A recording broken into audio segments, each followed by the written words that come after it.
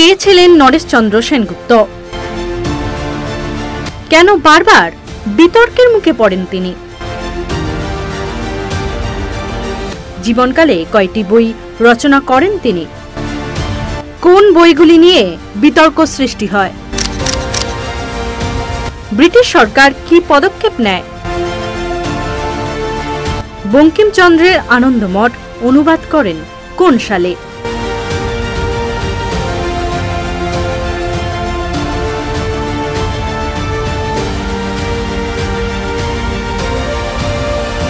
জানেন কি নরেশচন্দ্র সেনগুপ্ত, যিনি একজন খ্যাতিমান আইনজীবী শিক্ষাবিদ, তিনি আবার সাহিত্যিক ও অনুবাদকও। তার লেখা উপন্যাসগুলি সমাজের নিয়মকে চ্যালেঞ্জ করে বাঙালির মনে চেতনার জাগরণ ঘটায়। তার বহু লেখনীতে ক্ষুব্ধ হয়ে ব্রিটিশ সরকার তা নিষিদ্ধ করতে চেয়েছিল। সাল 1882 2রা মে। জন্ম হয় তার বগুড়া জেলায়, মামার বাড়িতে বড় হওয়া। পরে চলে আসেন কলকাতায়। পরবর্তীকালে কলকাতা বিশ্ববিদ্যালয়ের আইন বিভাগের অধ্যাপক এবং পরবর্তীকালে অধ্যক্ষ হন। আইন ও সাহিত্য দুক্ষেত্রেই গুরুত্বপূর্ণ অবদান রেখেছিলেন। তিনি প্রাচীন ভারতের ব্যবহার ও সমাজনীতি নিয়ে গবেষণা করে ডিএল উপাধি পান। 1903 সালে কলকাতা বিশ্ববিদ্যালয় থেকে দর্শনে এমএ। 1905 সাল পর্যন্ত প্রেসিডেন্সি কলেজে গবেষণা।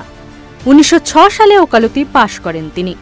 ইউনেস্কোর আমন্ত্রণে 1951 সালে আমেরিকায় অনুষ্ঠিত অধিবেশনে যোগ দেন তিনি। সফল আইনজীবী শুধু নয়, তিনি ছিলেন প্রতিষ্ঠিত সাহিত্যিক। 60টি উপন্যাস ও নাটকের লেখক। একসময় শ্লীলতা, অশ্লীলতা, নীতি ও দুর্নীতির বিতর্কে শিকার হয়েছিলেন। ব্রিটিশ সরকার তার উপন্যাসকে প্রত্যাখ্যান করতে চেয়েছিল বারংবার, জাতীয়তাবাদী এবং বিদ্রোহের সুর থাকার কারণে। তার লেখা অগ্নিসংস্কার ও শুভা সামাজিক নিয়ম ভাঙা এবং নারী স্বাধীনতা নিয়ে খোলামেলা বক্তব্য থাকায় তীব্র সমালোচিত হয়েছিল। পাপের ছাপ সমাজে মিথ্যা ভণ্ডামি ও নীতির পতন দেখানোয় বিতর্ক হয় তীব্র।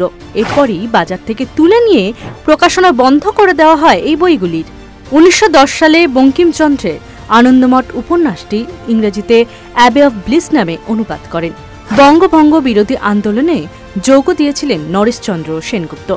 নারীর ব্যক্তি স্বাতন্ত্র্যকে তথাকথিত বিশুদ্ধ সতীত্বের থেকে বেশি মর্যাদা দেওয়া সাহিত্যিক মারা যান 1964 সালের 19 সেপ্টেম্বর।